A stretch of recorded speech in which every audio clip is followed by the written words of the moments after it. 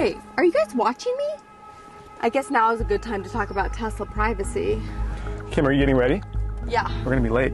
I know, but you know, they're watching us. Who's watching us? Tesla. I thought Elon said that's not even possible. Yeah, that's what I thought too.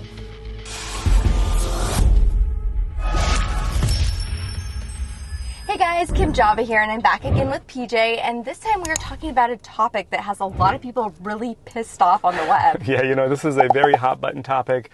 In fact, it's so big, this is a class action lawsuit against Tesla, that Google Trends and Google Search this year have seen a 2,000% spike in searches on this very topic alone. So this class action lawsuit came about after a report went public saying that Tesla employees that were in the self-driving and autopilot division actually went above and beyond their reviewing duties, actually pulling clips that they thought were interesting and funny, and then they shared them for amusement. The report goes on to say this was done between 2019 and 2022 and involved personal groups and also internal chats within Tesla's self-driving division. And about 9 employees were involved. They shared footage for their amusement from people doing their laundry, assuming the outside cameras looking into the garage, a child being hit on his bike by a Tesla, someone actually being dragged into a Tesla against their own will. There was a naked man that approached his car, again, I'm assuming inside his garage.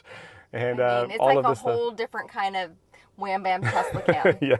So this is not actually the first time though that Tesla's been given some heat for the 9 cameras that are outside and inside of the car. Earlier this year they actually had to share the data that these cameras receive. So most of that information does stay within the car, but then there is some of it that goes to Tesla. Now that data would be anonymous, except for if it is a safety critical event. You know, the report says that even though Tesla says this data is anonymized, internally they have access to the addresses. They're actually attached to the video, so it'd be very easy for these employees involved to be able to kind of track this down or identify who is the person that's walking in front of their car or does whatever that is obviously maybe a private matter that's being shared publicly between these employees. So this whole lawsuit was actually brought about by a Model Y owner in San Francisco, and he says that it violates California's state constitution, California's privacy laws, and Tesla's own privacy policy. Yeah, the lawsuit claims that Tesla misled its customers about its data and privacy laws, and says they're seeking to stop this behavior right now and also looking for punitive damages well north of $5 million. And they're saying that, you know, when it comes to how many people potentially were impacted from 2019 to 2022, the only way about this, it's such a large number that it would have to be a class action lawsuit. So they're claiming that there's significant cost to Tesla customers regarding privacy because in order to take out the cameras, you'd actually need a professional to take them out. And then the whole reason people bought these cars was for those cameras to be able to have, you know, FSD in them. I would kind of counter that, saying that when you look at the cameras, even in our cabin, we've got a little cover that slides left and right and covers it up.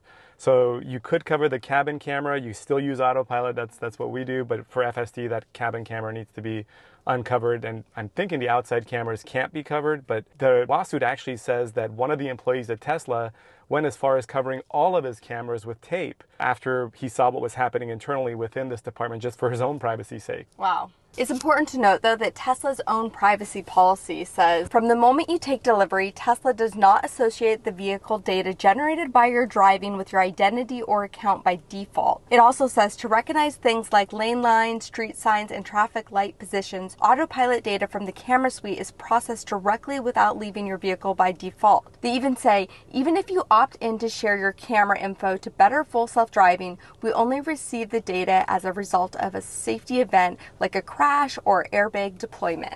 So yeah, it seems like not everything in that privacy policy is necessarily accurate from Tesla. And when you look at the comment section from the reporting around this particular story, it is as heated as it gets, and people are all over the place with how they feel about this subject. Some saying Tesla's playing pretty fast and loose again, and this is what happens in time for a new CEO. And others are saying, name one corporation that isn't immune to employees sharing info on a closed system with each other for work or otherwise. Or I was told by Tesla salesperson that this was impossible when I made my purchase, or make Tesla accountable for lying, phantom braking, self-driving, and now taking, storing, giving access to unsolicited customer photos. And a lot of people even agree that the initial damages could be into the tens of millions, if not hundreds of millions. That includes the European Union. So since the report just came out and then the lawsuit was filed almost immediately, it means that there could be plenty of evidence that they could pull for this. Now the court, whoever's dealing with this, could ask Tesla to give all kinds of files and documents and hard drives. In the past, Tesla has actually been able to avoid any kind of lawsuit by coming in with like a plea deal. Yeah. So we'll see if they try to do something like that again. It happened back in 2019, and it was a kind of a famous case with Model S's, namely one in Shanghai that was caught on video where it caught in fire. And Tesla was able to send over-the-air updates to the cars. Initially, as the class action lawsuit was being filed, they capped the voltage at the top for thousands of Model S's. And then they came up with a deal kind of telling people, if you take our deal of $625 per customer, thousands of customers got $625 checks in the mail from Tesla. And that plea deal kind of ended the lawsuit just like that. So Tesla could see their way around it if they don't want to share this and try to give the customers involved a set amount of money. But it seems like between 2019 and 22, kind of record year every single year from that point forward of sales, a lot of Teslas could be involved. Yeah. So, it's not just Tesla, though, that has cameras that pull data. It's really hard to find any kind of vehicle these days that doesn't have a camera in it. Actually, there was a law passed in 2018 that required vehicles to have backup cameras in them. Now, not all of these cameras are pulling this kind of data. I mean, even Ring came out with a new car model, so you can have Ring in your kid's bedroom, your doorstep, in your car now. Yeah, there's upside to some of this, right, when it comes to having cameras, because insurance companies, sometimes they cut you a deal. Some of them even offer you a discount if you put a monitoring system in your car and track your driving habits and share the info with them. So there are upsides to it. Of course you're saying there's upsides. Every musketeer out there is going to come up with the upside to all of this. But, that's why we're here to share both sides of it. Yeah. And overall, too, you might just be happy to have a camera when you are in an accident and it keeps you from being at fault to prove you're innocent. So there are parts of it, and there are upsides. Okay. All right.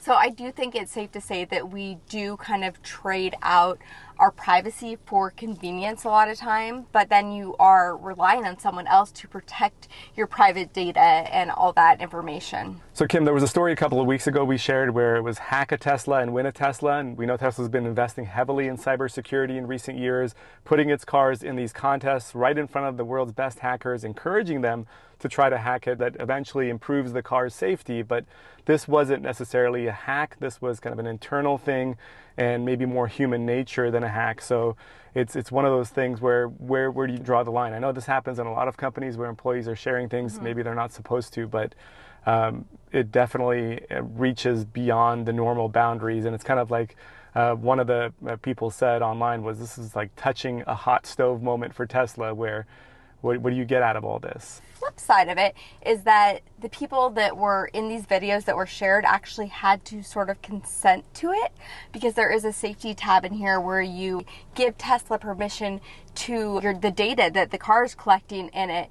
Now, that data isn't supposed to be viewed, though, unless it is a safety critical event. And obviously in this case, it doesn't seem like they were safety critical Not all events. of them, right? Yeah. I mean, the naked guy walking out of front of his car. Maybe. Public safety. But in all seriousness, we have to think about these cameras because they are important. That is the reason why a lot of us bought these cars in the first place. We wanted FSD or even just autopilot. You just never know what happens with the data, right? It could be sold to the highest bidder. It could be passed around and laughed at, or it could not. Sometimes you have a choice. Sometimes you don't have a choice in all of this. I mean, it's just sort of like the world we live in, though. I feel Exactly. like, for the most part, think about our email. They're always sold off. We're going to be seeing more and more of this kind of stuff. We get so many people that when they see us having multiple Teslas, one of the first questions after they talk about the range or charging speeds is about Big Brother watching you and the cameras and safety, and literally so many. Our babysitter even came up once, was like, I would never get a Tesla because of this. I know. Actually, he wasn't our babysitter. He was actually an intern that we had for a little while that that's obviously right. That was him. It didn't last too long, because that was one of the first things he said. Don't intern for Kim if you're going to trash Tesla at the same time. Yeah, so it was very interesting. I think there's pros and cons to a lot of this. Yeah. But definitely, privacy, how important is that to you? Do you guys think that you should be, getting a piece of this? How do you feel about your privacy in the car? Are you worried that someone is reviewing what you've done in the car? Have you changed in your car? I know I've changed. I've had my kids change. So, are those being shared? I don't know. Now we've got to really block that and put a couple double tapes over it. Here's the thing. I know tell people that. You always say that autopilot should still work when it's blocked. Yes. But I feel like I get more chimes when it's locked. What you're talking to the cabin camera? When we because autopilot does work. I know it works. But you're saying it picks on you more? But it picks on you more. Okay. That's what I think. What do you guys think? I don't like it open because it picks on you more when you're trying to use autopilot. Well, it definitely picks on you if you're like looking at your looking phone down, or looking down or things like that. But I think that it just automatically dings more regardless if it's closed, like if we close over it. And I'll put a picture of what I'm talking about. But let us know what you guys think about all of this and how you feel about this whole story. Like, do you feel like this lawsuit is right? Is it slowing down the process? I'm really curious, and I'd love to see the discussion in the comments and like be a part of that whole discussion. So definitely let us know, and make sure you guys are subscribed to our channel. You've liked this video. Check out the shirt PJ's wearing. It's in our shop right down below, and we'll catch you guys next time.